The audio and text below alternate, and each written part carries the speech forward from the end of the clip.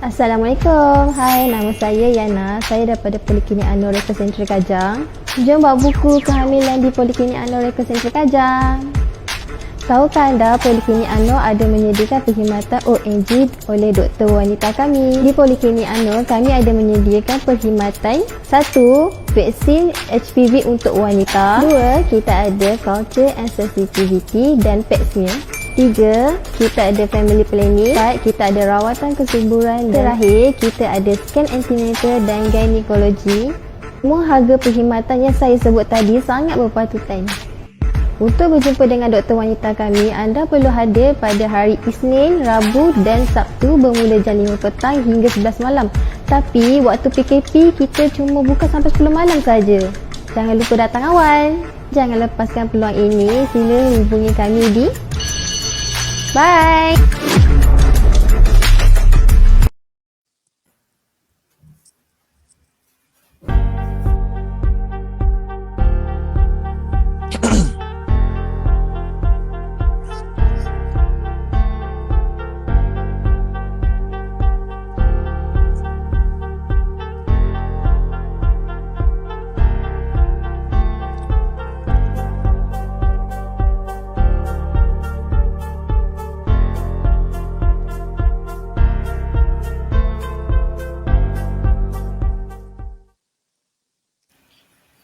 Bismillahirrahmanirrahim. Assalamualaikum warahmatullahi wabarakatuh dan selamat pagi semua hadirin hadirat yang berada di talian Facebook. Jadi insya-Allah pada hari ini Poliklinik Anur Reko Sentral akan seperti biasa melaksanakan live webinar dengan pada hari ini kita akan membincangkan tajuk-tajuk yang sangat sinonim dengan diri kita yang berkaitan dengan puasa, hukum dan juga perubatan yang akan disampaikan oleh Ustaz Fawaz Fazil Noor. Jadi sebelum kita pergi lebih jauh lagi, izinkan saya untuk berkenalan ataupun mengenalkan serba sedikit panelis kita pada hari ini, iaitu Ustaz Fawaz Fazil Noor. Beliau merupakan insan yang berasal daripada negeri Kedah dan juga beliau mendapat graduan sarjana muda dalam bidang syariah di Universiti Al-Azhar pada tahun 2004. Dan juga beliau telah mendapat sijil kemahiran fatwa Darul Ifta di Mesir. Dan bukan itu saja, beliau juga berguru dengan secara langsung oleh Syekh Ali Jumaah, Mufti Mesir, Dr. Taha Jabir Al-Ulwani dan juga Dr. Muhammad Al-Zuhaili. Jadi tanpa membuang masa, saya mempersilakan Ustaz Fawaz Fazil untuk memberikan pencerahan atau pengenalan sedikit tajuk kita pada hari ini agar dapat memecahkan kekeliruan dan juga kecelaruan dalam berkaitan dengan puasa dan juga perubatan dan apa hukum dia. Dengan segala hormatnya, dipersilakan. Tafadhal mashkura, Ustaz. Baik, Assalamualaikum warahmatullahi wabarakatuh. Bismillahirrahmanirrahim. Alhamdulillahirabbil alamin. Wassalatu wassalamu ala sayyidil mursalin wa ala alihi wa sahbihi ajma'in, amma ba'du. Terima kasih Tuan Moderator. Seterusnya kepada para penonton rancangan website webinar puasa, perubatan dan hukum, tapi tak spesifik, jadi kita bicara dahulu bahawa memang ada keterikatan ya puasa dengan perubatan. Dan sebenarnya saya pun dah ada persidangan saya dengan UIA kita ada buat dekat 3 jam resolusi tentang mungkin saya boleh berkongsi dengan tuan-tuan dan puan ya.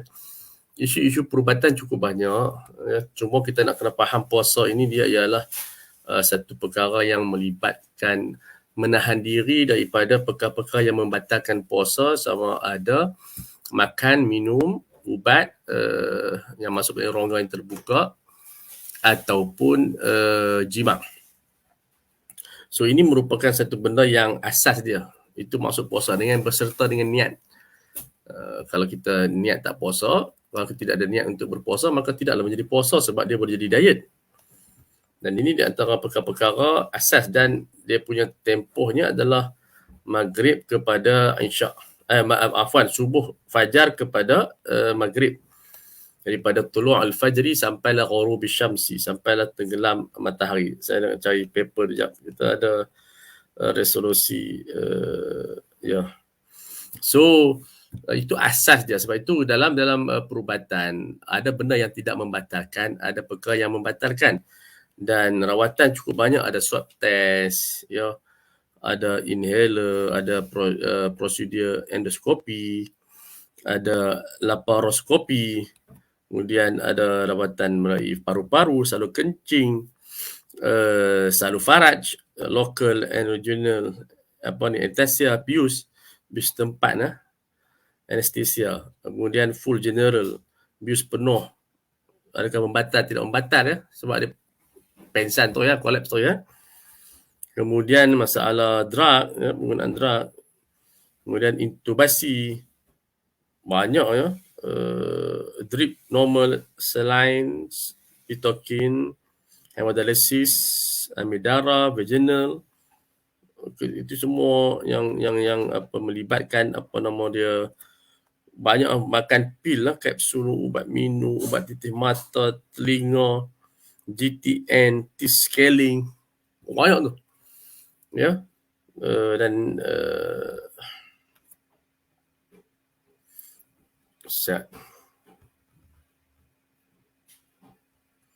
so ini di antara benda yang sangat penting untuk kita tengok semula. Dan untuk kita mengetahui, kita di Malaysia ni kita mengamalkan mazhab Syafi'i. Ya, kita mengamalkan mazhab Syafi'i dan setengah mufti ada yang berpegang teguh sehingga membatalkan seperti inhaler, ada yang open. Cuma yang menarik dia, isu swab test, alhamdulillah semua para mufti di Malaysia tidak membatalkan. Ya, dia tidak membatalkan.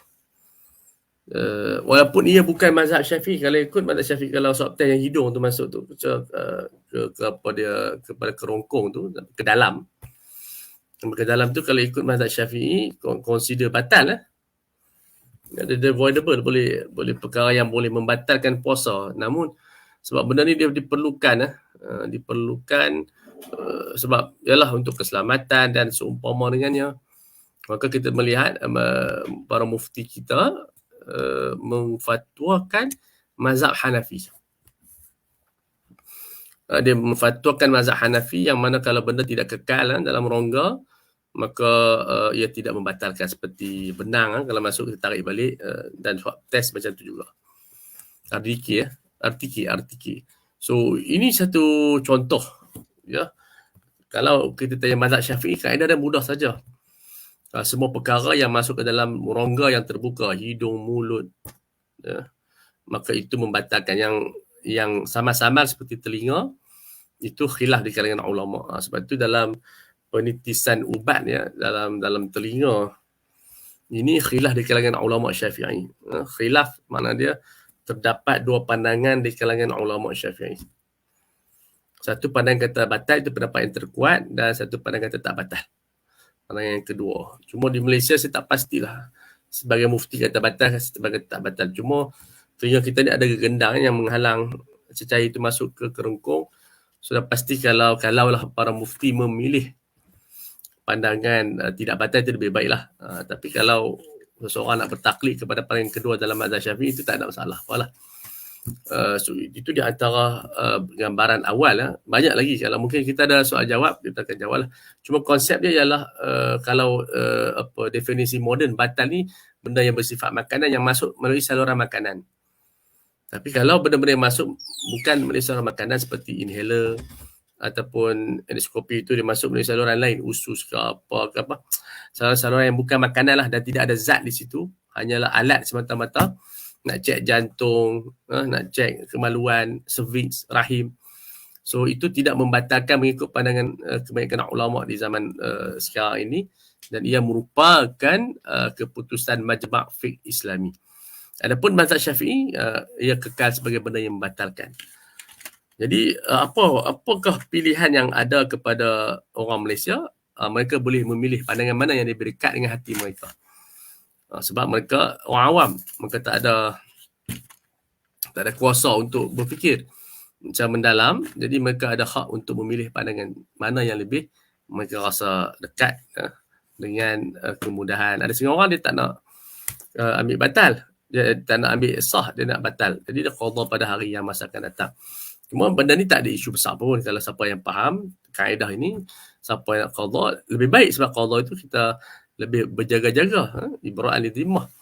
Siapa yang dia rasa dia memang yakin, confident dengan pandangan tidak membatalkan, itu hak dia. Dan kita ada banyak yang kita sebut tadi, derma darah. Saya nak kena ulas ke ataupun tunggu soalan tu moderator? Kita akan ada soalan daripada penonton. So itu kesimpulan dia, kita nak memahami puasa ni perkara yang masuk ke dalam perut melalui rongga-rongga yang terbuka. Dia membatalkan. Jadi kalau masuk melalui rongga yang tidak terbuka seperti telik mata, seperti tangan, perut, kalau insulin buka perut, dia tidak membatalkan sebab dia bukan rongga yang terbuka.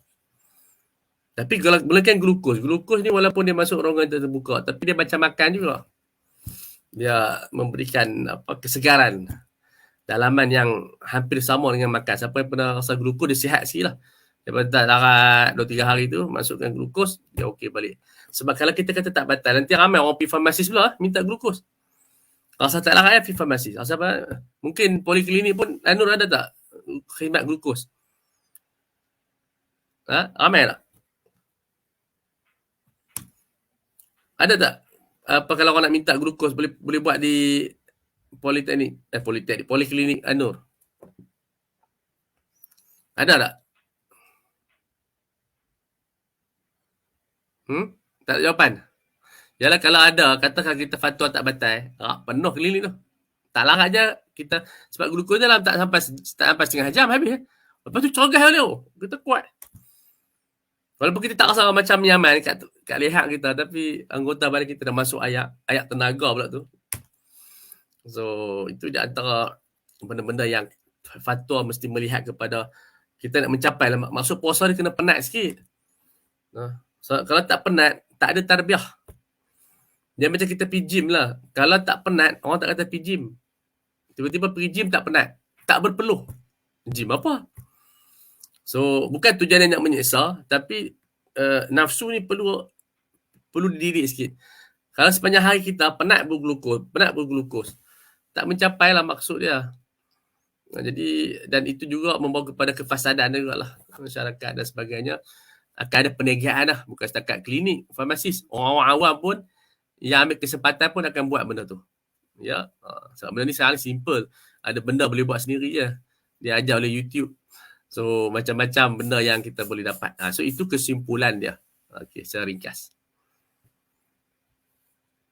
Baik, terima kasih Ustaz Fawaz atas perkongsian yang diberikan. Dan saya rasa perkongsian ini adalah sangat jelas kepada kita semua berkaitan dengan tajuk kita pada ini. Jadi tanpa membuang masa, bolehlah kita buka persoalan Q&A kepada semua penonton yang menonton rancangan ini. Ada apa soalan, boleh kemukakan di ruangan komen.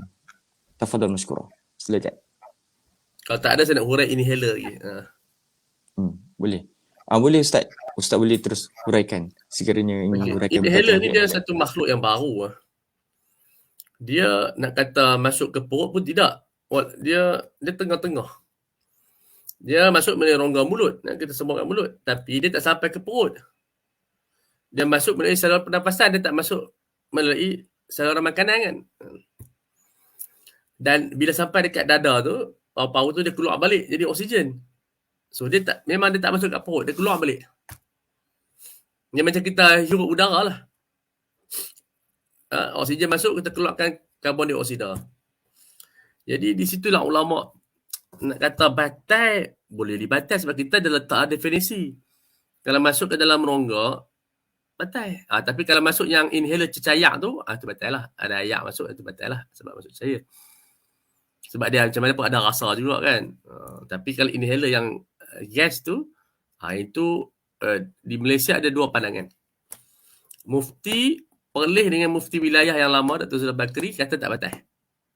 Jadi pendapat ni boleh diikut oleh orang Malaysia. Dan 12 mufti lagi kata batal. Itu pun boleh diikuti orang Malaysia. Dia sebenarnya, kita bagi fatwa ni, biar ada dua macam ni bagus. Kerana manusia ni dia tak sama. Dia macam rawatan lah. Doktor ni kata seorang kata surgery. Dia kata tak perlu surgery lagi. Kita ada rawatan yang lain, ada alternatif yang lain. Patient ni, tapi kalau buat surgery, sembuh dia recover cepat lagi. Biasalah. Saya pernah dulu, sleep disc, bila kita buat surgery, cepat sembuh. berbanding fisioterapi. Ya. Lambat, 6 bulan baru nak sembuh. Nampak tak? So, bila kita pergi fisio, memanglah kita tak nak bedah risiko pun, kos pun murah. Pergi senaman sana, senaman sini. Tapi nak dapat otot bagi kuat tu lambat.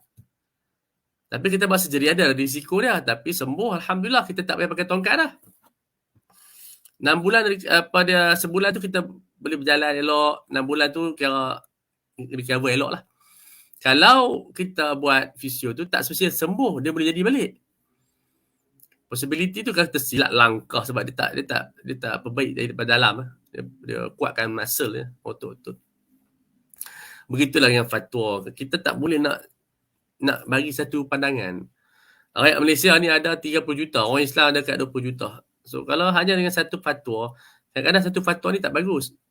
Itu bagus juga kita ada 14 mufti ni, biar pandangan fatwa ni berlainan sikit. Jadi siapa yang minat mufti ni, dia ikut mufti ni. Siapa yang minat mufti ni, dia ikut mufti tu. Bagus juga. Macam tu. Itu berkaitan dengan inhaler. Ya. Jadi terserah pada siapa-siapa nak ikut yang batal atau tidak batal. Cuma saya ada cadangan, iaitu kalau dia nak lebih selamat, dia berpuasa dan bayar fidyah. Kalau yang dia tak ada harapan sembuh lah. Kalau dia ada harapan sembuh, dia qada lah, wajib qada lah, dia boleh berbuka. Ni cara yang memang dia kena pakai hari lah, kritikal ni. So, dia boleh bayar fidyah sehari RM4 dan dia berpuasa, dapat 2 pahala. Itu penyelesaian yang saya buat. Okay. Selesai masalah inhaler. Nanti kita boleh hemodialisis, insyaAllah. Boleh, insyaAllah, tak ada masalah. Terima kasih Ustaz perkongsian itu berkaitan dengan inhaler dan saya rasa jelas ya. Dan ada soalan, saya rasa soalan ini sangat sinonim dengan keadaan zaman sekarang ini berkaitan dengan COVID-19. Apakah hukum suntikan vaksin booster di bulan puasa? Tak ada sekarang sebab dia masuk ke dalam bukan rongga. Jadi cuma kita bimbang nanti letih ke apa semua tu, kalau dia tak larat sangat, contoh pening kepala, dia buka puasa makan ubat Panadol. Kadang-kadang balik-balik tu demam tu ya. Tapi saya ambil booster tak demam, Alhamdulillah. Dia ikut orang dan mentaliti kita nak kawal otak ni. Kan? Kadang-kadang ni benda ni dia bergantung minda kita juga. So kalau kita dah ambil dah, kita rasa tak larat, kita rasa ya Allah panas badan, tak apalah kita buka puasa. Jadi kita qada pada hari-hari yang lain. Tapi itself dia tak batal puasa. Tak batal puasa. Baik. Terima kasih Ustaz atas perkongsian. Ada lagi soalan yang lain? Kalau sekiranya penonton di luar sana ada persoalan, boleh nyatakan di ruang komen dan insya-Allah Ustaz Fawaz Fazil akan menjawab soalan-soalan anda.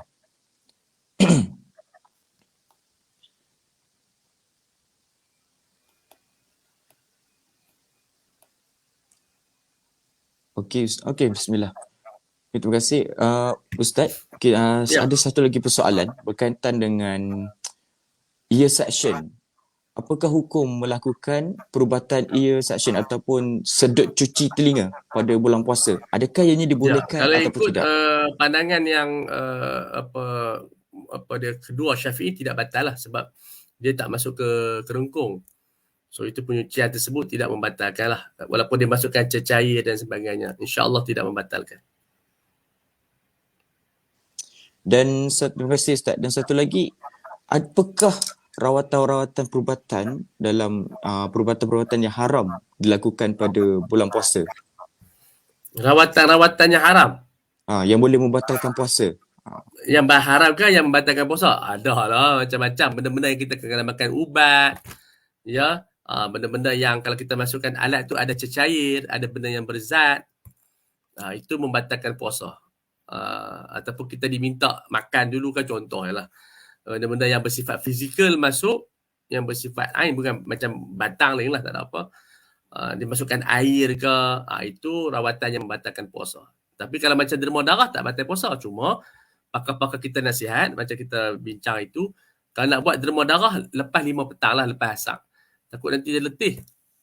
Kalau kita buat pagi, nak ambil masa 10 jam pula nak hadapi puasa tu. Kalau orang yang ambil darah ni, pengalaman dia pening kan, dia sebab darah dia ambil kan. Tak, kalau orang terbiasa okey, tapi kalau kita dah makanan pun tak ada, better buat lepas asar. Tu untuk kemampuan dia tahan tu okey. Kalau tak takut dia rugilah kan. Sebab benda derma darah ni sunat. So takkan kita boleh rancang. Sama dengan macam scaling gigi apa semua tu. Benda tu sunat.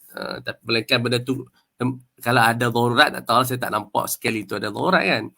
Tapi dia adalah benda yang sunat. Cuci gigi ni kita boleh plan kalau dentist yang malam-malam kita boleh cuci ya. Malam dia pun bagi. Kalau kita buat appointment lah. Kalau kerajaan tak ada lah. Tapi scaling tu tak membatalkan puasa. Cuma possibility batal puasa tu ada. Sebab kita duk sembok ayak, kan? Darah, macam-macam. Jadi kita kalau kita nak buat juga, kalau batal lah. Ada orang buat juga. Dia telan, batal lah. Ya. Jadi nasihat untuk scaling gigi tu kalau selalunya jangan Better dilakukan buat malam semasa lah. berpuasa. Ada sebenarnya dentist dia buat malam.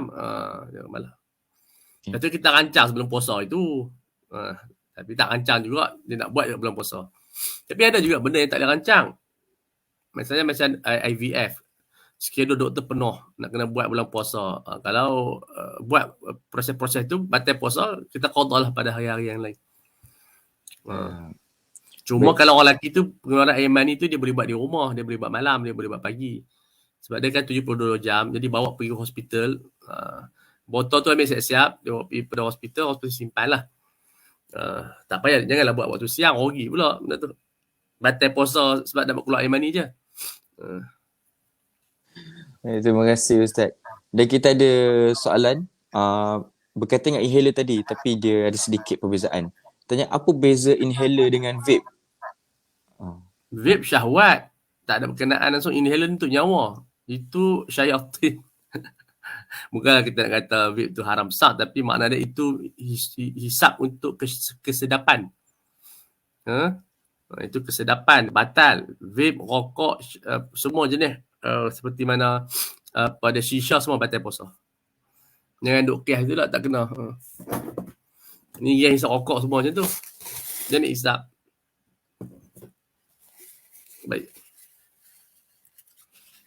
Baik, terima kasih kepada yang bertanya dan kasih Ustaz. Jadi kita masih buka lagi kepada penonton-penonton sekiranya ada lagi persoalan yang ingin ditanyakan. Ataupun Ustaz boleh teruskan dengan perkongsian yang ingin Ustaz kongsikan sebelum kita menunggu. Bicara sikit tentang inhaler.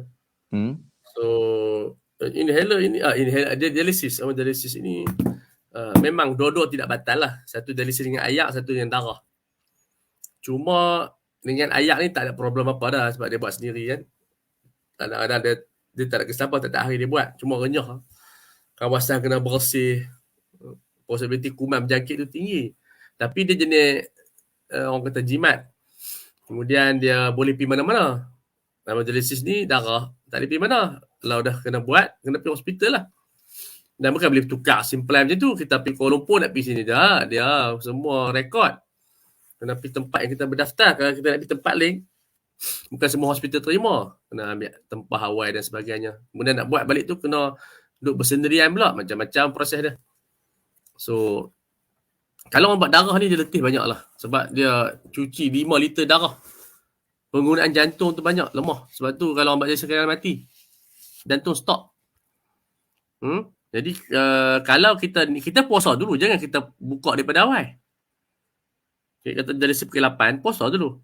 Tapi masa dari situ tak larat. Kita terasa nak makan coklat, rasa nak makan gula-gula. Mana letih kan. Orang tahu dari sini, orang dari sini dia bergantung pada dialisis lah. Kalau tak buat, seminggu matilah. Seminggu hingga 2 minggu meninggal. Dia tak boleh pergi jauh. Toksin penuh dalam badan. So, dia memang bergantung pada tu. Kalau, sebab tu kebanyakan orang dia buka puasa. Tak larat. Better lah untuk dia. Pasal apa kita nak seksa diri. Ada rusah. Rusah ni makna dia mengharuskan kita buka. Benda tu kalau wajib tapi harus. Facility. Kita sediakan satu benda facility pada orang sakit. Sehingga orang tegak nak puasa juga. Bila puasa, dia mendatangkan risiko-risiko kepada pesakit.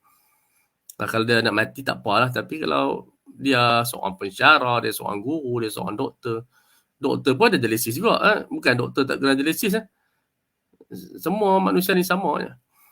Jadi apa nama dia, kefahaman terhadap body tu kita kena tahu juga lah. Kita tanya doktor, saya ni nak kena buka puasa tak? Better buka lah. Cari apa-apa kita tak larat letih, pening kepala dan sebagainya. lebih baik kita buka puasa. Tapi tak membatalkan puasa buat dialisis pencucian darah. Terima kasih Ustaz perkongsian berkaitan dengan dialisis tu. Jadi kita masih lagi menunggu soalan-soalan daripada penonton.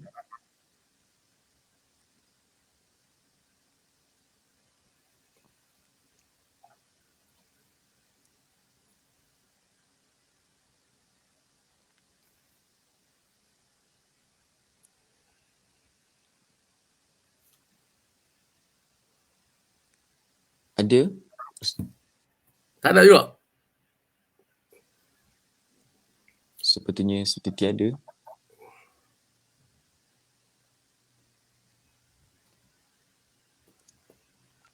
Mana tadi?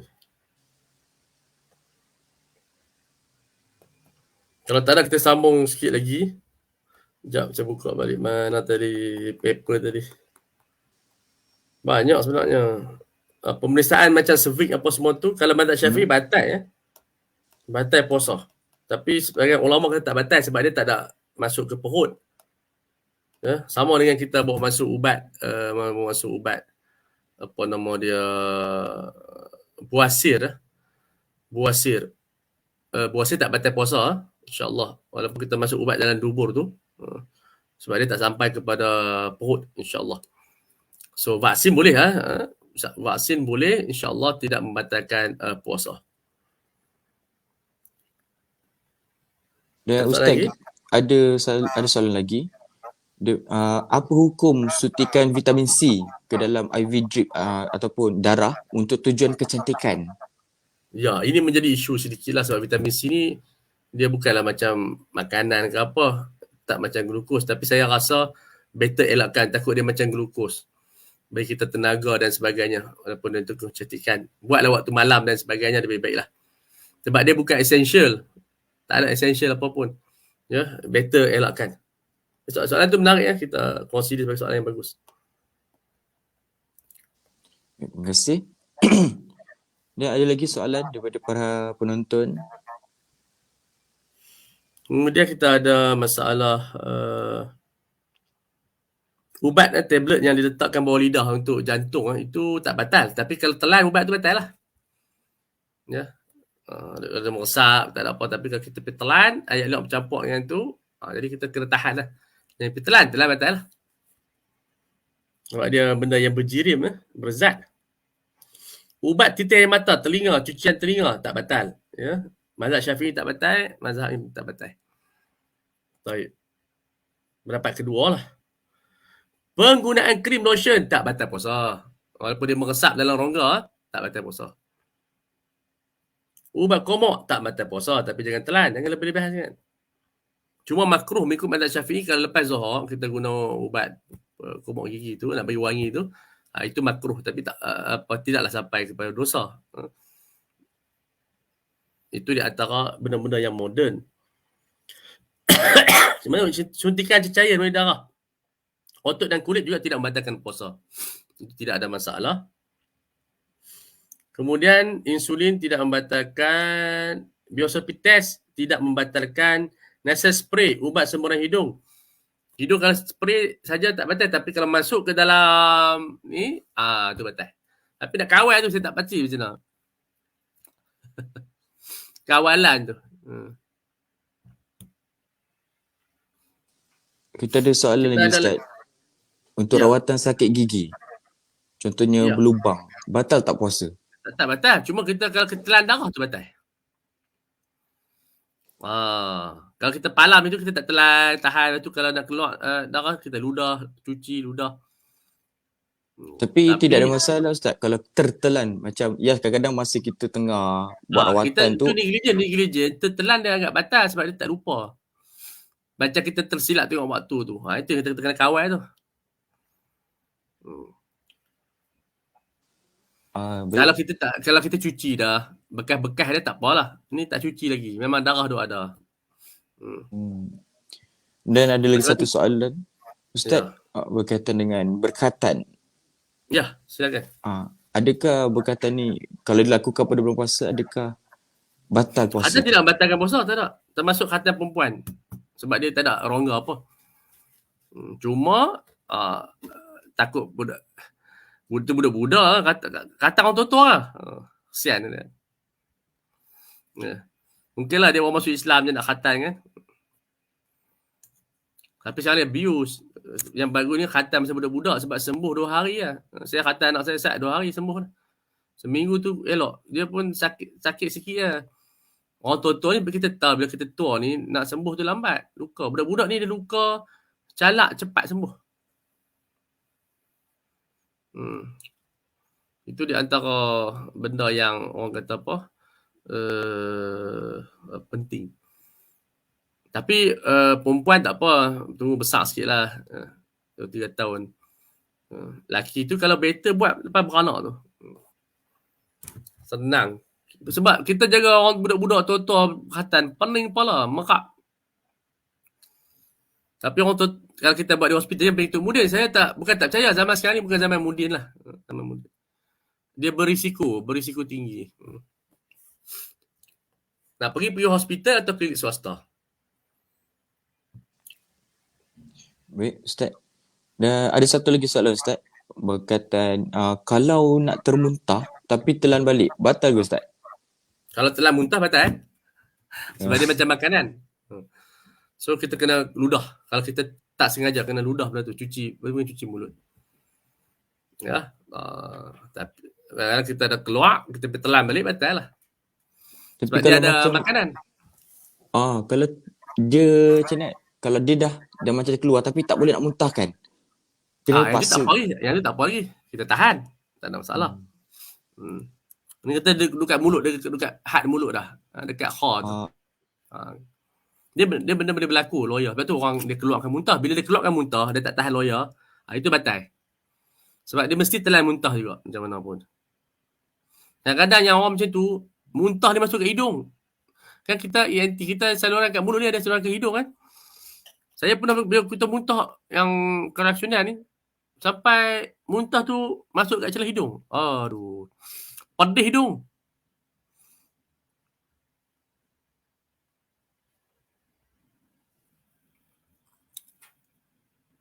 Nak termuntah tak batal lagi. Tapi kalau dah keluar kat sini dah, kita rasa keluar dah, kita pergi telan batal. Baik, khalas dan faham kaitan muntah ni. Jadi ada lagi. Kita buka lagi dengan masa yang ada. Dia berlainan dengan gelemar. Gelemar kita bawa keluar tak batal. Sebab gelemar bukan muntah. Dia dalaman.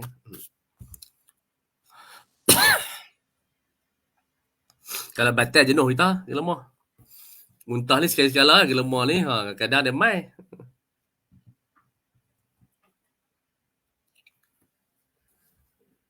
Menarik soalan-soalan ni. Tapi saya pun tak tahu siapa penonton kita ni. Penonton kita dari pelbagai. Oh, pelbagai. Alhamdulillah.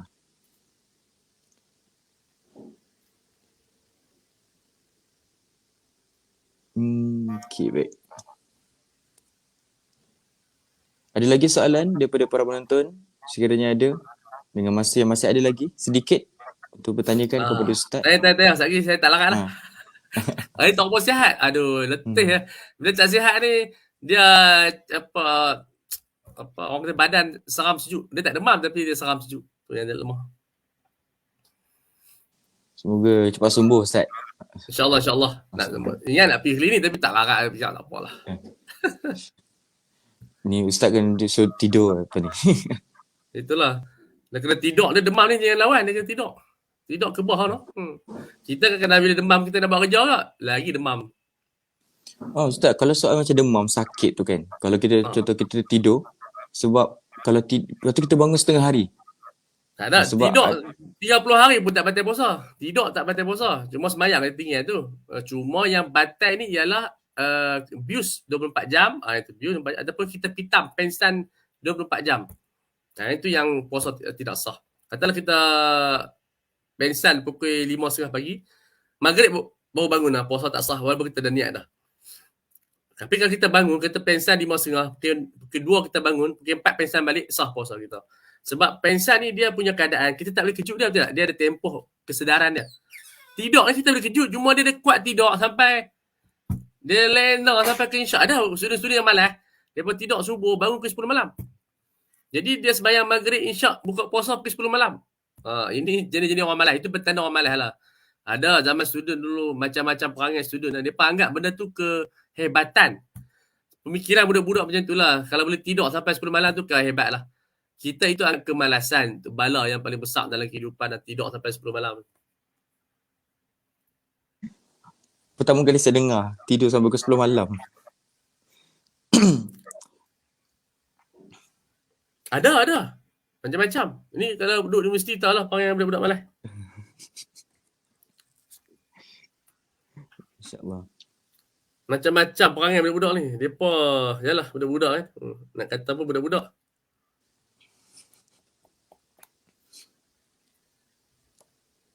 Mungkin kita buka 2 soalan yang terakhir daripada para penonton. Sekiranya ada, Ya. boleh diajukan kepada Ustaz. Semua saya dah bagilah maklumat yang kami buat. Resolusi di UAE tu semua kita bentang lah.